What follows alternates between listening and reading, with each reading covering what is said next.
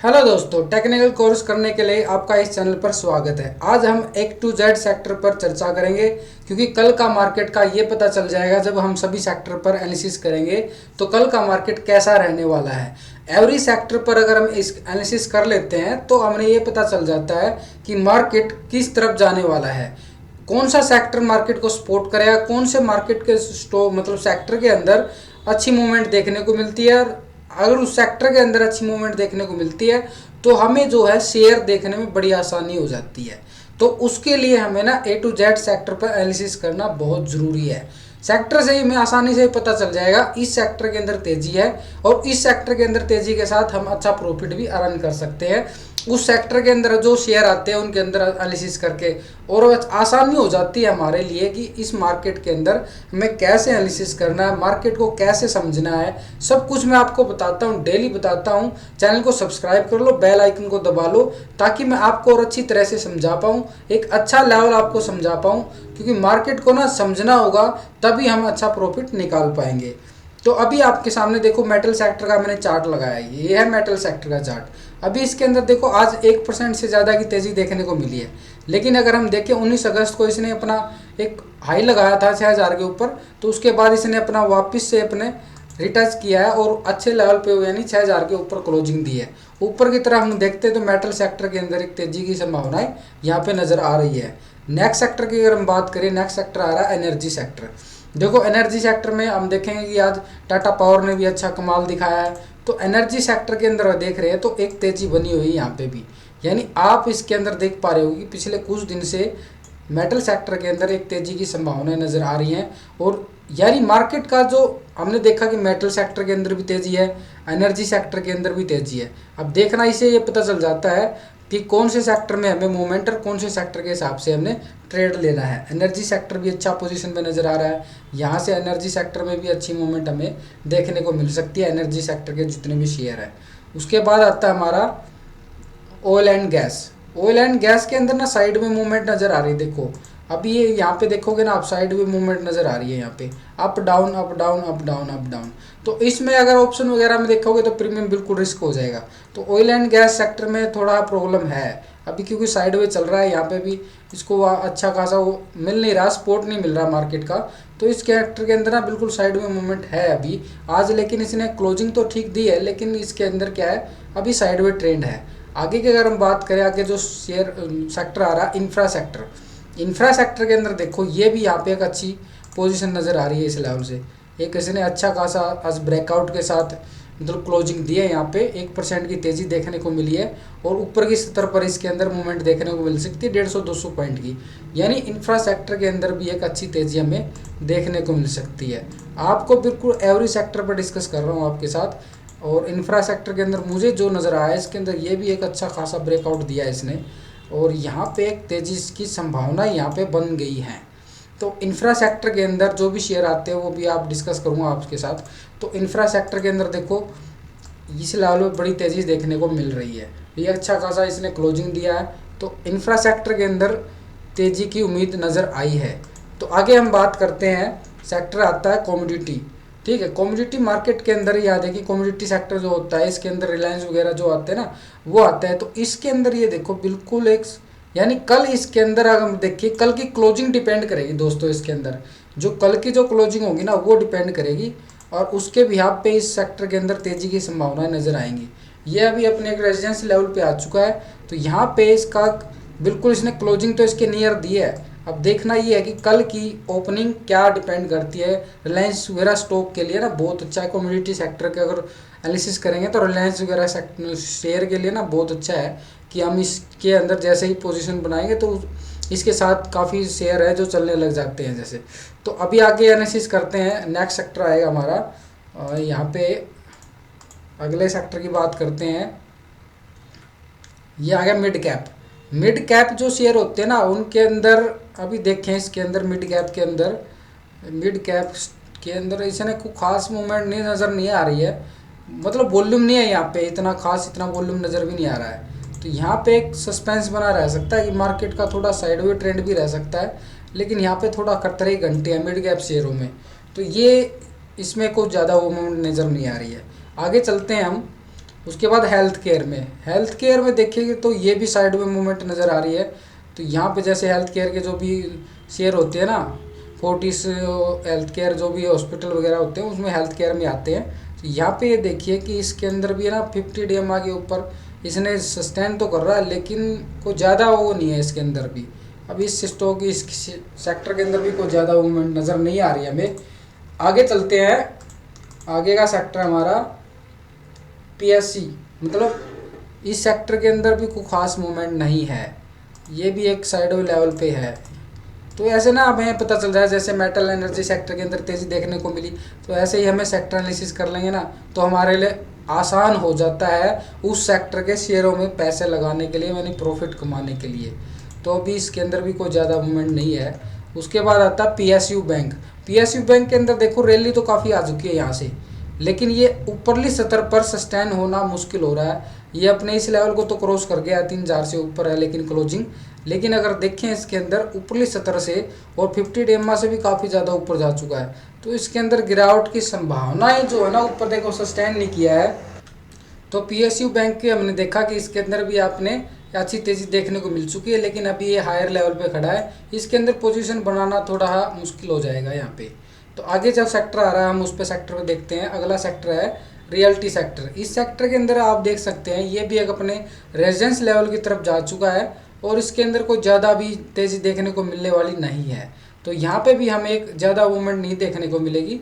तो इस सेक्टर के अंदर भी अच्छी पोजीशन बनाना हमारे लिए थोड़ा खतरा भी हो सकता है। तो रियल्टी सेक्टर पे आपने एनालिसिस किया, उसके बाद अगर देखें तो इसके यानी रियल्टी सेक्टर भी एक अपर जोन पे जा चुका है और ये रेजिडेंस के बिल्कुल नज़दीक खड़ा है। तो यहाँ पे इसके अंदर पोजीशन थोड़ा खतरे में आ सकती है, यहाँ से गिरावट की संभावनाएं हैं, क्योंकि रेजिडेंस पे जाके और वापस से इसने जो आज की कैंडल क्लोजिंग दी है वो एक थोड़ी सस्पेंशन कैंडल दी है। उसके बाद अगर अगला सेक्टर की हम बात करें, नेक्स्ट सेक्टर जो आ रहा है हमारा स्मॉल कैप। स्मॉल कैप में देखो कि इसके अंदर हल्की हल्की तेज़ी की संभावना है, इसने ब्रेकआउट देके अपने इस लेवल पे और उसके अंदर इसकी तेज़ी देखने को, यानी स्मॉल कैप के जो शेयर है ना उनके अंदर मूवमेंट हमें देखने को मिल सकती है आने वाले समय के अंदर। अभी जो इसने देख रहे हो इसके अंदर हल्की हल्की कैंडल आ रही है, कोई ज़्यादा बड़ी कैंडल भी नहीं है, कोई ब्रेकआउट कैंडल भी नहीं है, लेकिन निचले लेवल पे सपोर्ट है। यानी स्मॉल कैप के जो स्टॉक है ना उनके अंदर निचले लेवल पे सपोर्ट मिलेगी और अभी उनके अंदर साइड वे मूवमेंट नज़र आएगी, लेकिन उनके अंदर एक तेज़ी की संभावनाएं नज़र आ रही हैं क्योंकि सेक्टर एक स्ट्रॉन्गनेस दिखा रहा है। नेक्स्ट सेक्टर अगर देख लेते हैं हम, देखो टाइम कम होता है, ज़्यादा हमें एनालिसिस करना होता है। फार्मा सेक्टर, अब आ गया फार्मा सेक्टर। फार्मा सेक्टर के अंदर काफ़ी लोगों की मैंने देखा कि डिस्कशन करते हुए तो वहाँ पे पोजीशन अटकी पड़ी है। तो वहाँ पे जैसे सिप्ला वगैरह में अच्छी मूवमेंट देखने को मिल रही है, लेकिन सन फार्मा वगैरह में साइड वे मूवमेंट है, डाउन ट्रेंड की नज़र आ रहा है।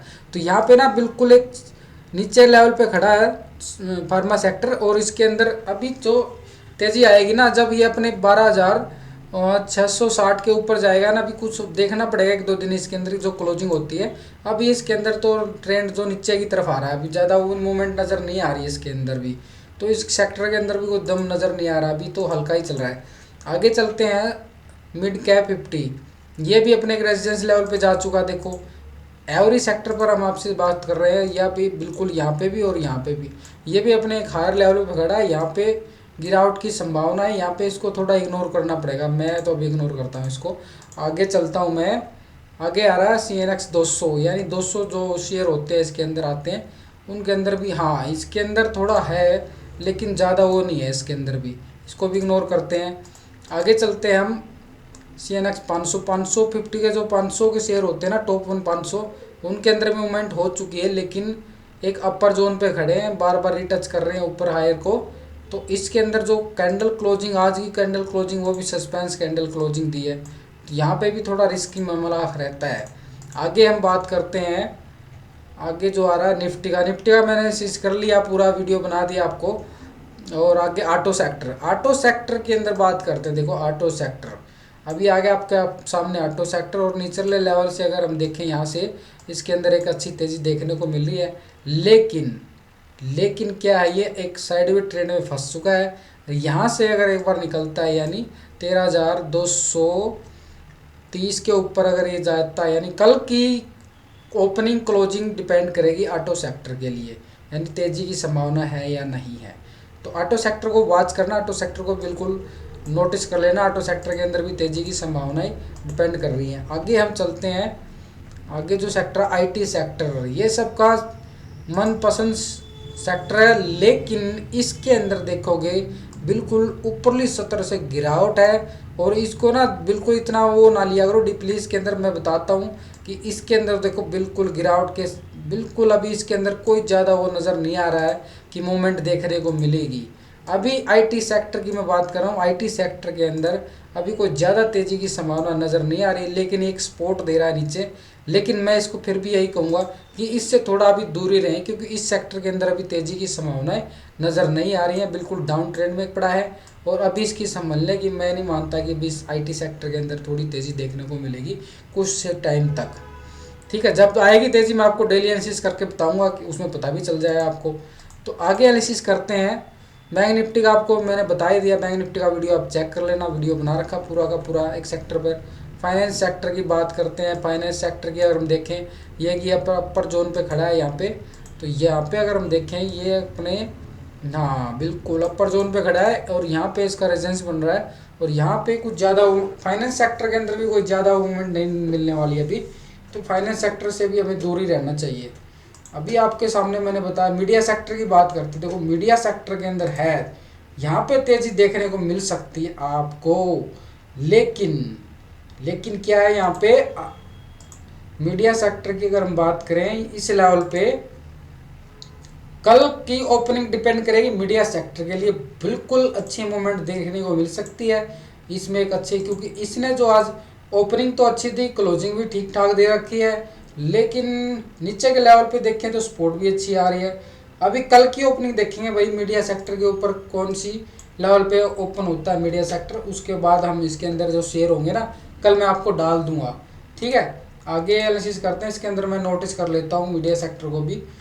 और आगे हम देखें प्राइवेट बैंक, ये तो हायर लेवल पे खड़े हैं, इनके से दूर ही रहता हूँ, अभी मैं कुछ दिन दूर ही रहूँगा, क्योंकि अभी बैंक निफ्टी भी हायर लेवल पे खड़ी है और प्राइवेट बैंक भी हायर लेवल पे खड़े हैं, तो अभी इनसे मैं थोड़ा दूर ही रहता हूँ, अभी मैं इनसे दूर ही रहना पसंद करूँगा, क्योंकि ये हायर लेवल पे खड़े हैं, यहाँ से अगर गिरावट आई तो मैं संभलना मुश्किल हो जाएगा, तो मैं अभी दूर हूँ। प्राइवेट बैंक में कुछ ज़्यादा मुझे नज़र नहीं आ रहा, क्योंकि बैंक निफ्टी भी 40,000 के ऊपर जा चुकी है, मैं टच किया है। तो आज एफएमसीजी सेक्टर, एफएमसीजी सेक्टर की अगर हम देखें, एफएमसीजी सेक्टर में ये जा रहा है अपना हल्का हल्का हल्का हल्का ऊपर, इसके अंदर देखोगे बिल्कुल अच्छी मूवमेंट के साथ अच्छी ब्रेकआउट भी दिया यहाँ पे इस लेवल पे जाके, और यहाँ पे भी, यहाँ पे थोड़ी सी तेज़ी नज़र आ रही है, ज़्यादा तेज़ी नहीं है, इसको ज़्यादा बड़ी तेज़ी मत मानना, क्योंकि ये थोड़ा करेक्ट होके फिर वापस अप डाउन। लेकिन एफएमजी सेक्टर के अंदर क्या होता है कि ये जब भी डीप आए ना, डीप में बाई करो, इसके शेयर बहुत अच्छा चलने वाले हैं।